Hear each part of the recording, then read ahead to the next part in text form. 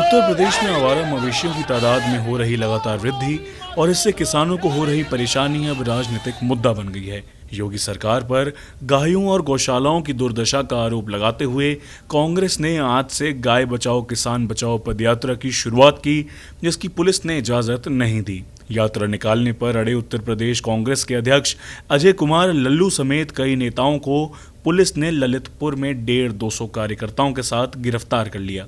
आखिर ऐसा क्या हुआ कि कांग्रेस को गाय बचाओ किसान बचाओ यात्रा निकालने की जरूरत पड़ी और सरकार को किसी विपक्षी दल की शांतिपूर्ण पदयात्रा से परेशानी क्या है? दरअसल राज्य में आवारा पशुओं की तादाद लगातार बढ़ती जा रही है। लोग दूध ना देने वाले या बेकार हो चुके अन्य मवेशियों को छुट्टा छोड़ देते हैं। चारगाहों की बेहद कमी है और गौशालाओं की हालत भी खस्ता है। ऐसे में ये जानवर फसलों को भारी नुकसान पहुंचाते हैं। यूपी के किसानों के लिए आवारा मवेशी बहुत बड़ा सरदर्द हैं।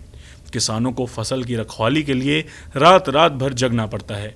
यही नहीं, ट्रैक्टर और आधुनिक मशीनों के आने के बाद से बैलों का उपयोग भी किसानों ने काफ़ी कम कर दिया है, तो गोवंश की ज़रूरत भी नहीं रह गई है। सड़क पर भटक रहे आवारा मवेशी यातायात के लिए भी बहुत बड़ा खतरा है और अक्सर सड़क दुर्घटनाएं सिर्फ उनकी वजह से हो जाती हैं। यूपी में बीजेपी की सरकार आने के बाद राज्य में गोहत्या एक बहुत बड़ा राजनीतिक मुद्दा बन गया है। वैसे तो उत्तर प्रदेश गोहत्या रोकथाम अधिनियम 1955 पहले से लागू है, पर पिछली सरकारों में बीजेपी ने इसे बड़ा मुद्दा बनाया था। गोहत्या पर 10 साल की सजा का प्रावधान है और गोवंश को शारीरिक तौर पर नुकसान पहुंचाने पर 1 से 7 साल की सजा का भी प्रावधान है। बीजेपी ने इसे चुनावी मुद्दा बनाया तो यूपी में गोमांस के शक पर भीड़ द्वारा पीट कर हत्या करने की घटना तक हो गई। कई गोमांस की तस्करी के झूठे मुकदमे भी दायर किए गए।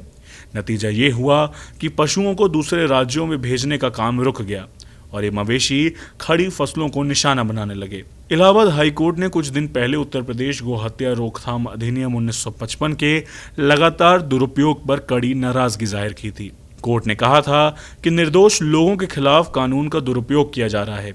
जब भी कोई मांस बरामद किया जाता है तो बिना कोई फॉरेंसिक जांच के उसे गाय का मांस यानी गोमांस बता दिया जाता है। ज्यादातर मामलों में तो जांच के लिए मांस भेजा ही नहीं जाता और आरोपी उस अपराध के लिए जेल में बंद रहते हैं जो संभवतः उन्होंने किया ही नहीं। केंद्रीय पशुपालन विभाग ने देश की 20वीं पशुगणना के आंकड़े इसी बुधवार जारी किए हैं। साल 2020 की पशुगणना की तुलना में यूपी में गोवंश की संख्या में 3.93% की कमी आई है। अब ये 1,96,00,000 से घटकर 1,88,00,000 रह गई है। देश में मांस के उत्पादन और निर्यात में उत्तर प्रदेश बाजार में अग्रणी है। अवैध पशुवध का कोई रिकॉर्ड नहीं है। APEDA की रिपोर्ट के अनुसार 19.1% हिस्सेदारी के साथ यूपी मांस का सबसे अधिक उत्पादक राज्य है। इसके बाद आंध्र प्रदेश 15.2% और पश्चिम बंगाल 10.9% पर है।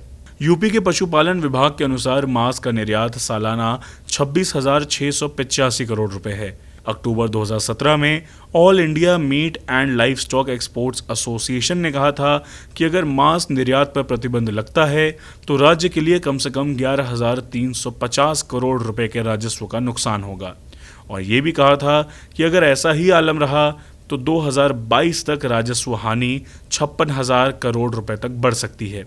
जाहिर है, राजनीतिक दांवपेच के लिए उठाया गया गोवंश संरक्षण का मुद्दा अर्थव्यवस्था के लिए भारी पड़ रहा है। उधर विपक्षी पार्टी बतौर कांग्रेस ने इसे किसानों के दुख दर्द से जोड़ा है। उसे यकीन है कि इस मुद्दे से जुड़कर किसान उसकी राजनीतिक ताकत बढ़ाएंगे। ब्यूरो रिपोर्ट, गो न्यूज़।